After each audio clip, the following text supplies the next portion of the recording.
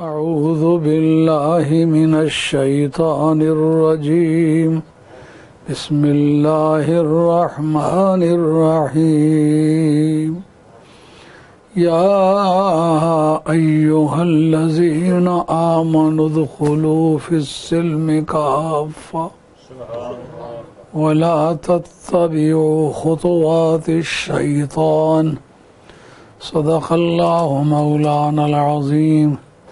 محترم حاضرین، میں نے قرآن مجید کی ایک آیت مبارکہ پڑھی ہے، اس میں اللہ کریم فرماتے ہیں یا ایھا الذین آمنو، اے دولت ایمان رکھنے والو، ادخلوا فی السلم کافہ، تم پورے کے پورے اسلام میں داخل ہو جاؤ۔ وَلَا تَتَّبِعُوا خُطُوَاتِ الشَّيْطَانِ، اور شیطان کے قدموں کی پیروی مت کرو، اِنَّهُ لَكُمْ عَدُوٌّ مُبِينٌ، یقیناً وہ تمہارا کھلا دشمن ہے۔ اللہ کریم نے اس آیہ مبارکہ میں مسلمانوں سے مکمل مسلمان ہونے اور دوسرے ادیان کو داخل کرنے سے ممانعت فرما کے مسلمان کو ایک مکمل مسلمان بنانا چاہا ہے۔ اور یہ آیت میں نے اس مناسبت سے پڑھی ہے کہ جس وقت یہ جنگ آزادی شروع ہوا تو اس وقت اس آیت کے خلاف عمل درآمد کیا گیا۔ مسلمانوں کو اس طرح کا کوئی حق نہیں پہنچتا تھا کہ وہ کلمہ پڑھ کے ان کی جماعت میں شامل ہو جائیں جو مکمل طور پر کافر تھے بھی اور کفر کے داعی بھی تھے، کفر کی دعوت بھی دیتے تھے۔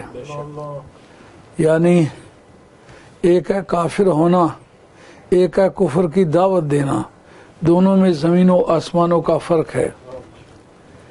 اسی طریقے سے ہمارے علماء عقائد نے بدعت پر ایک بحث چھیڑی ہے، کہا ایک ہے بدعتی ہونا اور ایک ہے اپنی بدعت کی طرف دعوت دینا۔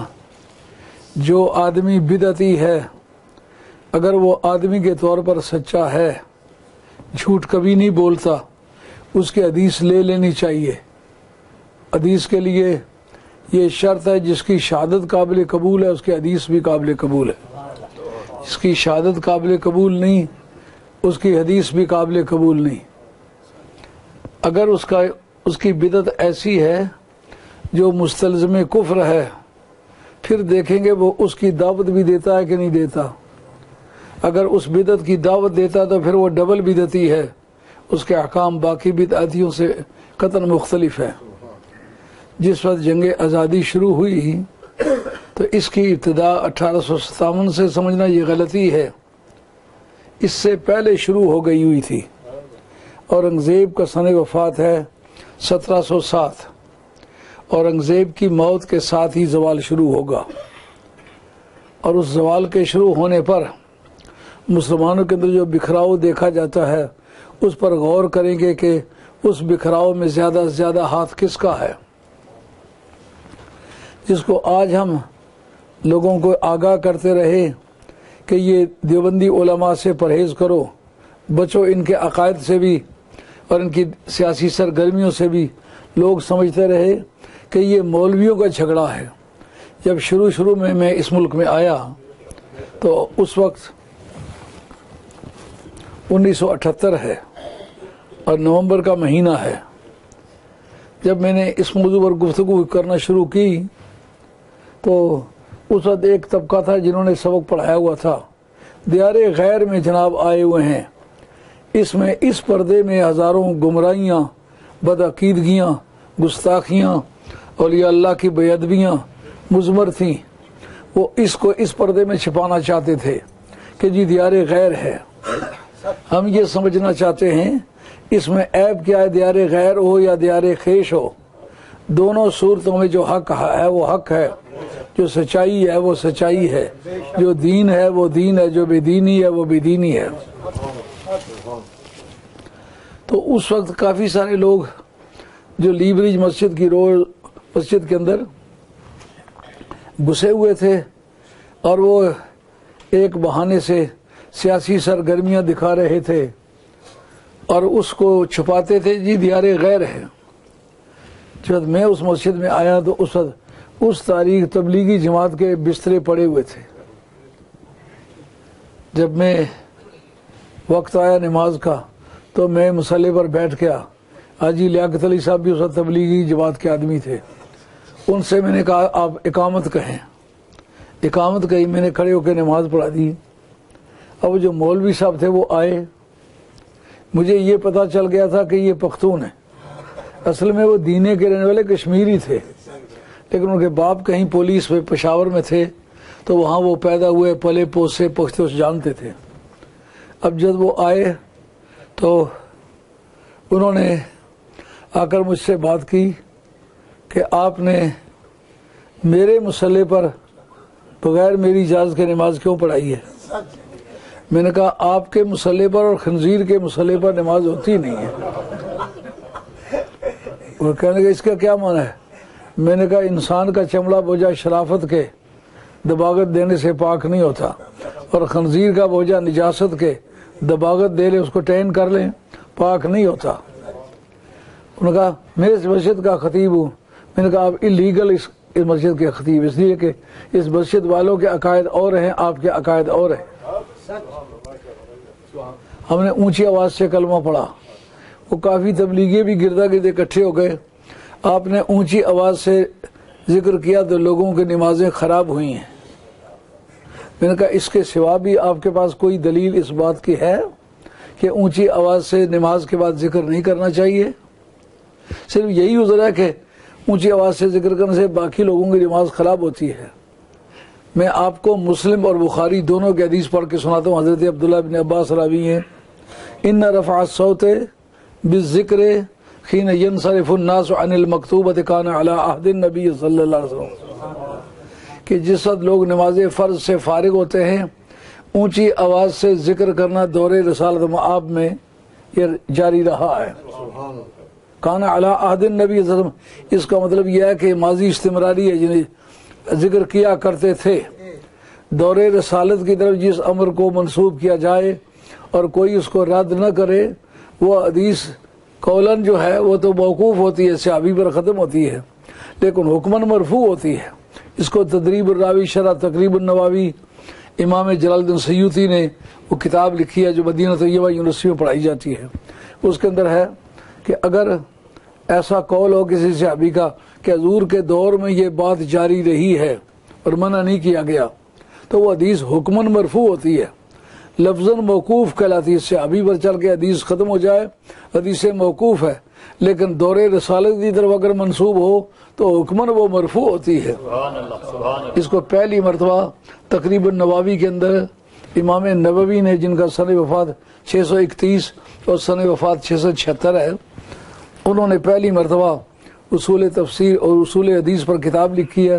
اس کا نام ہے تقریب النووی. اس کے اندر یہ مسئلہ موجود ہے. میں نے کہا اس کا جواب لائیں. یہ مسلم کے اندر بھی موجود ہے اور یہ بخاری کے اندر بھی موجود ہے. میں نے کہا اس کی کیا وجہ, کوئی بڑا صحابی اس کا کیوں راوی نہیں؟ میں نے کہا یہ کس کتاب میں لکھا ہو, جب تک کوئی بڑا راوی نہ ہو اس وقت تک حدیث قابل قبول نہیں ہے. یہ آپ کا سوال جاہلانہ سوال ہے.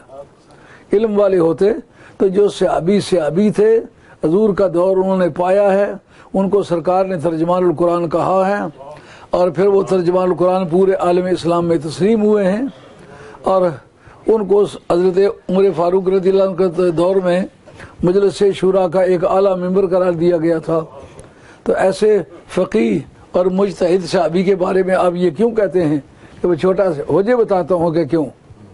کہتے ہیں میں عمر کا اس وقت چھوٹا تھا اور بڑے بڑے صحابہ اتنی تعداد میں ہو گئے ہوئے تھے کہ کئی صفیں پہلے اتنی بن گئی تھیں کہ جس وقت سرکار نماز سے سلام پھیرتے تو جتنے حاضرین باقی پیچھے تھے وہ سن نہیں سکتے تھے. میں چونکہ چھوٹا تھا اور پیچھے جو صف ہوتی تھی پچھلی صفوں میں بھی ایک نمازی ہوتا تھا. اس وقت حکم یہ ہوا کہ اونچی آواز سے ذکر کرو تاکہ بعد میں آنے والے لوگ ان کو یہ شبہ نہ گزرے کہ بھی نماز کے اندر ہے.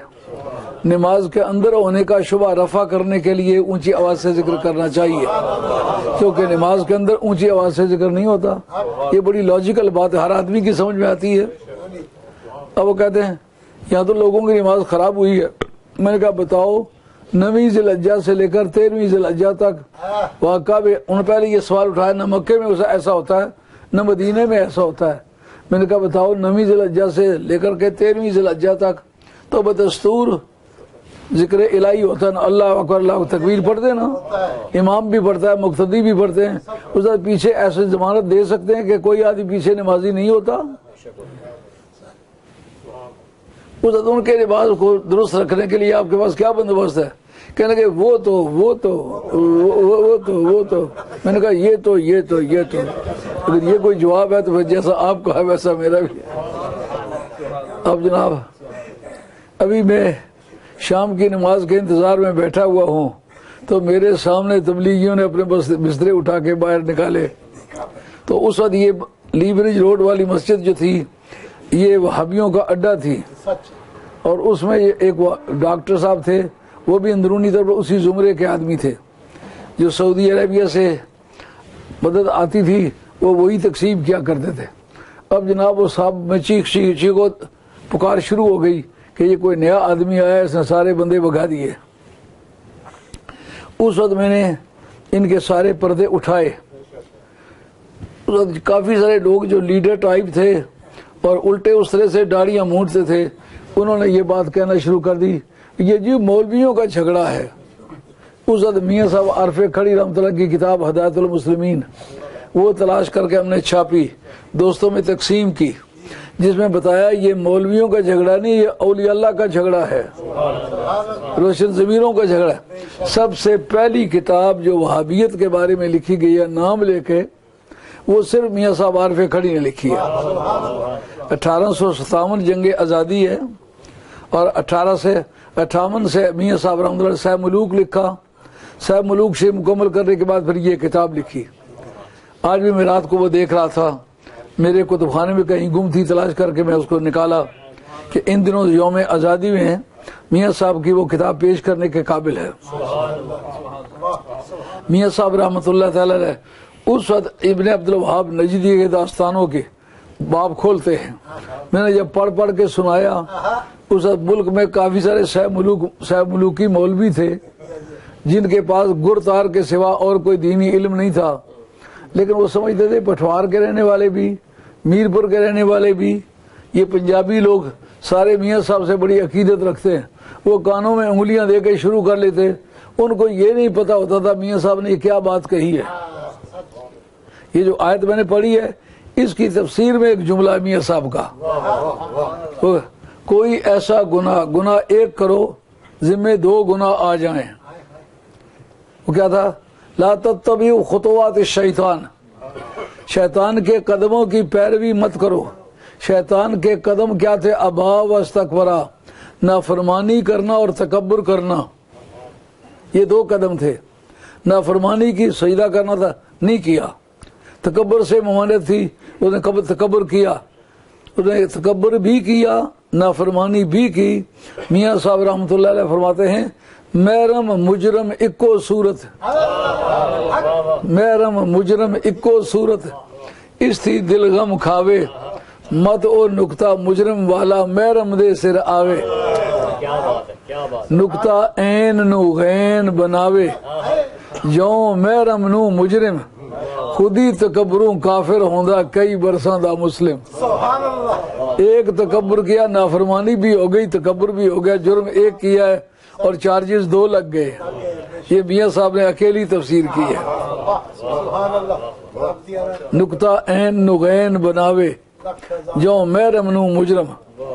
انہوں نے ابن عبد الوہاب نجدی کا نام لے کے اس کا بستر گول کیا, اور صرف انہوں نے کتاب لکھنے میں اس کا نام ہی صرف نہیں لیا, بلکہ جو اس کے عقائد تھے اس کے رد میں اس کے ٹائٹل پر پہلے وہ حدیث لکھی جس حدیث نے اس کا رد کیا, راوی کا نام لیا, کتاب کا نام لیا, متن بیان کیا, اور لفظ بلفظ آج کا میرے پاس اسی طرح موجود ہے. اس سے پتہ چلتا ہے میاں صاحب کو شاعر سمجھنے والے نے غلطی کی ہے. شاعر بوٹا بھی ہے, شاعر محمدین بھی ہے, بے شمار لوگ شاعر ہیں, لیکن میاں صاحب عارف ہیں. عارف کے عارفانہ کلام میں اور شاعر کے شاعرانہ کلام میں بنیادی فرق کیا ہوتا ہے؟ شاعر اپنے شعور کا ترجمہ کرتا ہے، جو اس کی سمجھ میں آئے اس کے ترجمے کا نام ہے شعر. عارف اپنی معرفت کا ترجمہ کرتا ہے، جو اللہ کے دیے ہوئے باطنی علوم سے جو بات جانتا ہے اس کو شعروں کا لباس پہنا کے قوم کے سامنے پیش کرتا ہے. تو میاں صاحب کا کلام جو ہے وہ عارفانہ کلام ہے، وہ شاعرانہ کلام نہیں. اس ملک کے اندر جتنے بھی سہ ملوکیے مولوی تھے نا، سب کو میں نے لیٹر لکھے، فون کیے، میں نے کہا آپ نے آنا ہوگا. جس طرح میاں صاحب رحمۃ اللہ نے شعر کہے ہیں، ان شعروں کی تہ میں کسی آیت یا حدیث کا ترجمہ ہے، آپ نے مہربانی کرنی ہوگی اس کو بھی بیان کرنا ہوگا، تاکہ پتہ چلے آپ شہ ملوک کو علی وجہ البصیرت پڑھتے ہیں یا ایسے تک کے بہانے پڑھتے ہیں. ایک بھی ان مولویوں میں سے نہ آیا، وہ سارے سہ ملوکی وہ دب گئے. اور اس تاریخ پر میں نے جتنے نعتیں پڑھنے والے نعت خان تھے ان کو کہا میاں صاحب کا کلام پڑھو. میاں صاحب کا کلام انہوں نے پڑھا، اس پر میں نے تبصرے کیے، وہ ریکارڈ ہوئے، ان مولویوں کے پاس پہنچے. بجائے اس کے کہ اس کی تردید کوئی کر سکتے، انہوں نے آئندہ اپنی تقریروں میں وہ الفاظ بولنے شروع کیے جو میں نے کہے تھے. مگر یہ کہ وہ قاعدہ کون تیار کرے، قاعدہ کسی کا بھی تیار نہیں ہے. اب ظاہر ہے کہ وہ شعر راستے میں گر جائے. اس وقت لوگوں کو پتا چلا یہ مولویوں کا جھگڑا نہیں، یہ عارفوں کا جھگڑا ہے. انہوں نے عبد الوہاب نجدی کے بارے میں نام لے کے ترتیب سے اس کی باتیں کی. اس سے پہلے ایک کتاب لکھی گئی تھی جو مولانا عبدالسمیع رامپوری، وہ نقشبندی سلسلے کے درویش تھے، انوار ساتیہ ان کی کتاب تھی. انہوں نے 2 چیزیں لکھی تھیں، ایک فاتحہ درود سامنے چیز رکھ کے اس پر ایصال ثواب کرنا، اور دوسرا کھڑے ہو کے سلام پڑھنا، جس کا رد خلیل احمد امبیٹوی نے لکھا تھا رشید احمد گنگوئی کی نگرانی میں. اس کا وہ کتاب بھی میرے پاس موجود ہے، اس کا نام ہے براہین قاطعہ. لیکن وہ اس کا رد نہیں کر سکے، پر جو کچھ کہنا تھا وہ کہہ گئے. پھر اس کا رد ہمارے علماء کرام نے کثرت کے ساتھ لکھا، اور پھر ایسا رد لکھا کہ آج تک اس کا جواب نہیں لکھ سکے. لیکن صرف 2 مسئلوں کے سوا کچھ نہیں لکھا تھا. جتنے بھی عقائد تھے نا ابن عبد الوہاب نجدی کے، دور سے سرکار کو پکارنا،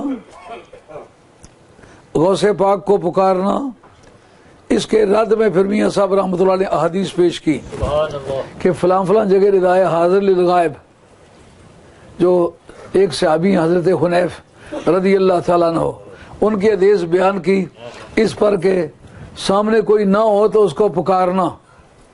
وہ حدیث پورا مطلب وہاں درج ہے. یہ ترمذی اور نسائی دونوں کے اندر یہ حدیث موجود ہے. میاں صاحب نے کتابوں کے نام بھی لیے. میاں صاحب نے قصیدہ روحی کا ترجمہ کیا ہے، وہ غوث پاک کا قصیدہ ہے، قصیدہ روحی اس کا نام ہے. اس کا ایک بند ہے، فاطمیہ دا مال ہمیشہ صدقہ ذات الہی دا. فاطمیہ دا مال ہمیشہ صدقہ ذات الہی دا. جب کوئی سید ہو تو کنجوس ہو، میں اس کی جستجو میں پڑ جاتا ہوں یہ سید ہے بھی کہ نہیں. اور اکثر بیشتر ہمارا یہ تجربہ کامیاب ہوا ہے. جو سید نہیں ہے سید کہلاتا ہے، سخی نہیں ہے. وہ ایک تو اس کے چہرے پر رونق نہیں ہے، خواہ کہیں بھی ہے وہ چہرے پر رونق نہیں ہے. دوسرا بزدل ہے کمال درجے کا. تیسرا بے وفا ہے کمال درجے کا. سادات کی صفات کے قطن یہ بات منافی ہے. حضرت حنیف رضی اللہ تعالیٰ عنہ کہتے میری موجودگی میں سرکار کی بارگاہ میں ایک نابینے آئے. انہوں نے سرکار کی بارگاہ میں عرض کیا یا رسول اللہ آپ دعا فرمائیں میری آنکھیں ہو جائیں. آپ نے اگر صبر کرو تو اجر زیادہ ہوگا. نہیں یا رسول اللہ میری درخواست ہے عاجزانہ، آپ کی تجویز کو تو میں رد نہیں کر سکتا، لیکن میری تمنا ہے میری آنکھیں ہوں، میں قرآن پڑھوں، حدیث پڑھوں، سمجھوں، اور میں اس پر عمل بھی کروں، لوگوں کو بھی عمل کراؤں. اس وقت سرکار نے فرمایا تم وضو جا کے تازہ کرو مسجد میں، اور مسجد میں تازہ وضو کر کے 2 رکعت نماز نفل پڑھو، اور اس جگہ جا کے کہو اللہم انی اتوسل الیکا بنبیک نبی الرحمہ، مولا کریم میں تیری بارگاہ میں وسیلہ پیش کرتا ہوں نبی کریم علیہ السلام کا جو نبی رحمت ہیں. اس کے بعد کہا یا رسول اللہ انی اتوسل الیکا، میں آپ کی طرف وسیلہ تلاش کرتا ہوں، آپ کے رب کے وسیلے سے. آپ مہربانی فرمائیں، رب سے کہیں کہ وہ میری آنکھیں کھول دے. کہتے جب مسجد میں گئے تو نابینے تھے، واپس آئے تو اکھیارے تھے، آنکھیں تھیں. یہ کتب سیاہ کی حدیث ہے. بک بک اس پر بھی لوگوں نے کافی کی ہے مگر بگاڑ کچھ نہیں سکے، اس لیے کہ ائمہ حدیث جو کینونیکل بکس ہیں ان کی کتاب ہے، اور محدثین میں سے محققین میں سے کسی نے اس کو ضعیف نہیں کہا، کمزور نہیں کہا، اس کی سند پر اعتراض نہیں کیا. میاں صاحب رحمۃ اللہ علیہ فرماتے ہیں کہ تو کس منہ سے کہتے ہیں ندائے حاضر للغائب. سرکار اس وقت اپنے حجروں میں تھے اور حضرت حنیف کے سامنے جو نابینا آیا وہ مسجد میں تھا، درمیان میں دیواریں حائل تھیں. انہوں نے ندائے حاضر للغائب کی ہے کہ نہیں؟ یا رسول اللہ کہہ کے پکارا ہے کہ نہیں؟ واہ سبحان اللہ. حضرت عبداللہ ابن عباس کے بارے میں امام احمد بن حنبل رضی اللہ عنہ فضائل صحابہ میں لکھتے ہیں کہ ان کے وصال کا وقت آیا، چچا زاد ہے، وہ پٹواری آخر میں دادے پوترے ستیں پوچھتے ویری ہونے. اب چچا زاد ہیں، کہتے اللہم انی اتقرب الیکا بحب علی رضی اللہ تعالیٰ عنہ. مولا کریم اب میں تیری بارگاہ میں حاضر ہونے لگا ہوں، لیکن میں بولایت علی رضی اللہ، لفظ ولایت استعمال کے، میں علی کی دوستی کا سہارا لے کے، علی کے ولی ہونے کا سہارا لے کے تیری بارگاہ میں پیش ہو رہا ہوں. کتنی بڑی بات ہے. جنہیں سرکار کا دور دیکھا ہے، سرکار کے پیچھے سوار ہوئے ہیں، گھوڑے پر سوار ہوئے، پیچھے حضرت عبداللہ بن عباس کو بٹھایا، اس لیے ردیف رسول اللہ بھی ہیں، اور ترجمان القرآن بھی سرکار کے دور میں ان کا ٹائٹل تھا. واقعہ یہ ہوا تھا کہ جس وقت سرکاری دو عالم علیہ السلام بیت الخلاء میں جانے لگے تو حضرت عبداللہ بن عباس وہاں موجود تھے. یہ ہمارے کتاب الطہارت مسلم شریف کے اندر حدیث آتی ہے کہ مسلمانوں کے ہاں لوٹا لے کے طہارت خانے میں جانے کا کوئی معمول نہیں تھا، ہمیشہ یہ ٹوائلٹ کے لیے باہر جانا پڑتا تھا کھیتوں میں.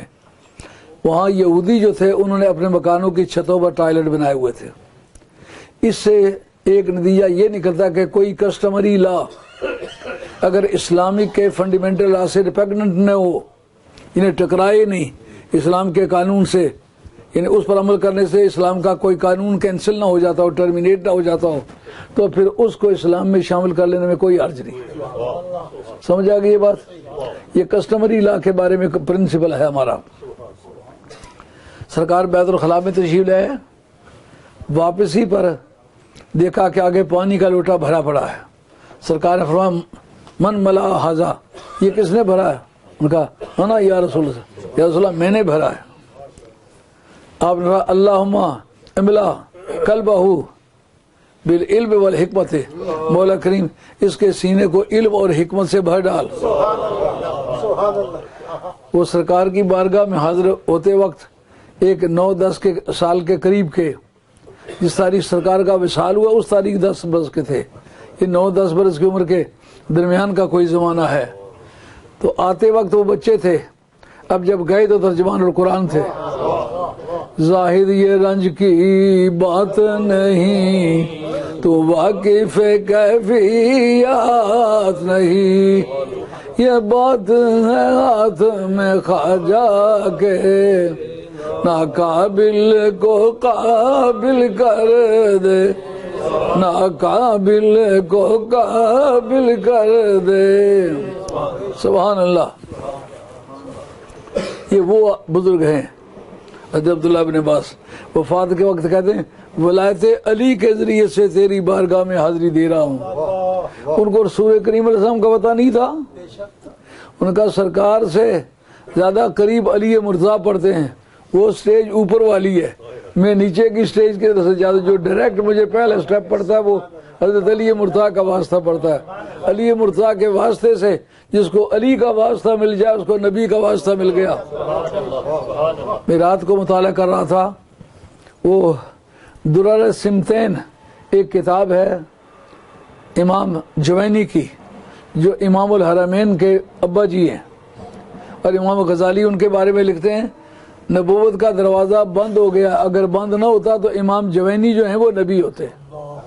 یعنی امام غزالی جیسا دشوار پسند جس کو کہے اگر نبوت کا دروازہ بند نہ ہوتا تو جوینی، ان کی لکھی ہوئی کتاب ہے درر السمتین۔ درر السمتین کے اندر تو بڑا برملا طور پر لکھتے ہیں کہ نور مصطفیٰ اور نور مرتضیٰ الگ الگ نہیں ہیں، یہ حدیث صحیح ہے۔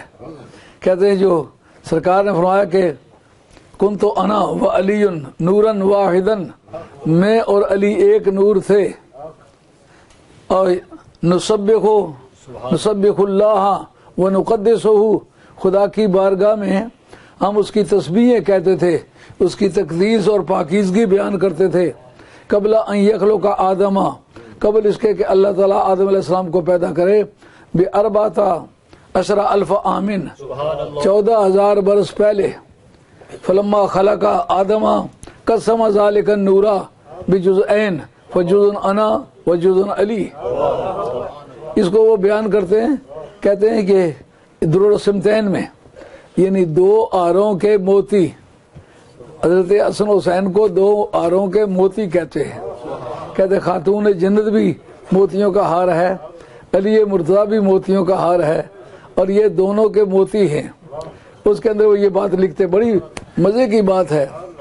امام الحرمین استاد ہے امام غزالی کے، امام غزالی کے استاد کا باپ ہے امام جوینی۔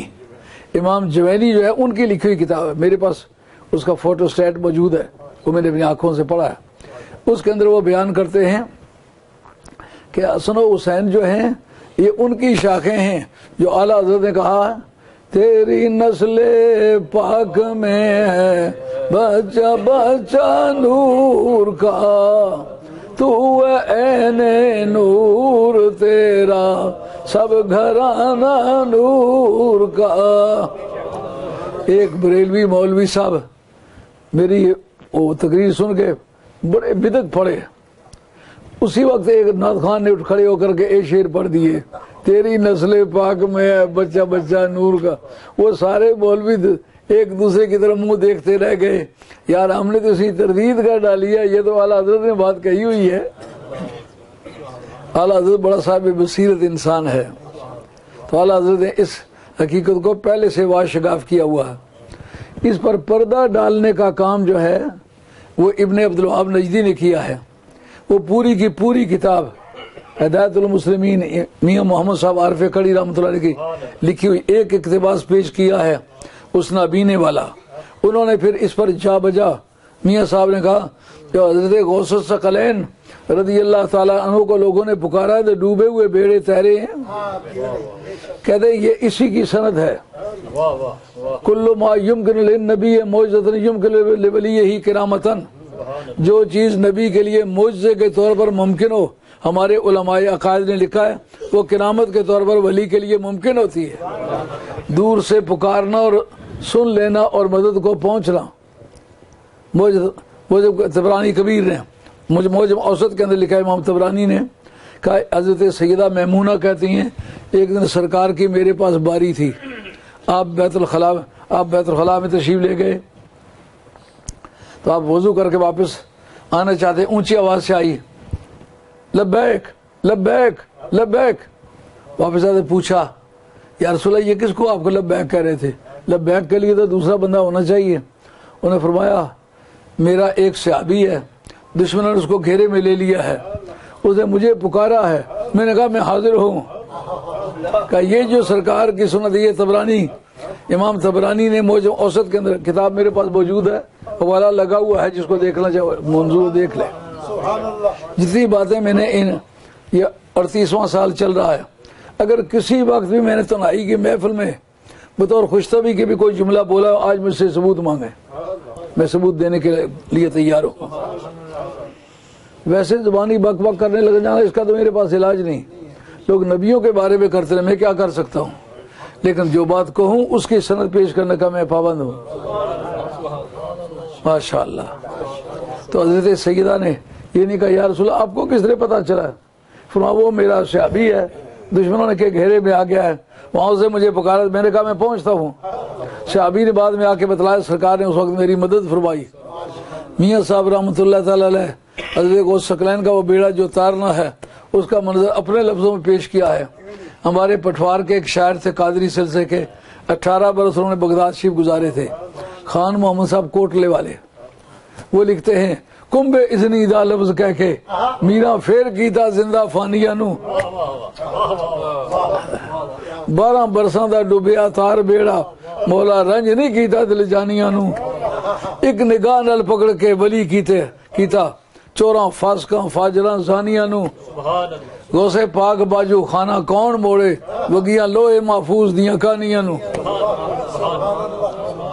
انشاءاللہ عزیز کل ہی تو پرسوں وہاں عارف کھڑی کا عرس مبارک ہو رہا ہے ہائی ویکم میں، 2 بجے کے بعد میری تقریر شروع ہوگی انشاءاللہ۔ اس میں 2.5 پونے 3 گھنٹے یا 3 گھنٹے کے برابر میں لیکچر دوں گا، جس میں میاں صاحب کی یوم آزادی میں کیا دخل ہے، ان کی کارکردگیوں کو کیا دخل ہے ہماری یہ یوم آزادی میں، یا انہوں نے اس راستے کو کس طرح ہموار کیا ہے، جس کو مولویوں نے 1 صدی بعد سوچا ہے، میاں صاحب نے 1 صدی پہلے اس کو سوچ کے قوم کے سامنے پروگرام رکھ دیا۔ اب بتاؤ زیادہ احسان مولویوں کا ہے یا زیادہ احسان میاں صاحب کا ہے؟ تو ولی کو اس لیے فوقیت حاصل ہے کہ ولی نشان ہدایت ہے۔ علم سچوں کے پاس بھی ہوتا ہے، جھوٹوں کے پاس بھی ہوتا ہے، لیکن ولی صرف سچوں میں ہوتے، سچے عقیدے کے لوگ ولی ہوتے ہیں، جھوٹے عقیدے کے لوگ ولی نہیں ہوتے۔ اس لیے آپ جس بھی فرقے کو چیک کرنا چاہتے ہیں اس کا یہ نہ دیکھیں مولوی اس میں کتنے ہیں، مولوی مرزائیوں کے پاس جتنے ہیں ان کی تعداد ہی بہت زیادہ ہے، اور بدعقیدہ جماعتیں جو ان کے پاس مولوی بہت ہیں۔ پہلے معتزلہ میں سب سے زیادہ پڑھے لکھے لوگ معتزلہ میں گزرے ہیں، علم لغت کے کافی امام معتزلہ ہیں، اسی طریقے سے علم معانی اور بلاغت کے مثلا جائز جو بڑا مشہور بلاغی ہے وہ معتزلہ ہے، اللہ حاضل قیاس۔ اسی طرح سے علم تو سچوں کے پاس بھی ہوتا ہے، جھوٹوں کے پاس بھی ہوتا ہے، لیکن ولی سچوں کے پاس ہوتے ہیں، جھوٹوں کے پاس نہیں ہوتے، کیونکہ علم ذریعہ ہدایت ہے، خود ہدایت نہیں ہے۔ کراچی جانے کا ٹکٹ ہے، خود کراچی نہیں ہے، لیکن ولی جسے کہتے ہیں وہ خود کراچی ہے، وہ منزل مقصود ہے۔ تو آج کا بیان اختتام پذیر ہوتا ہے۔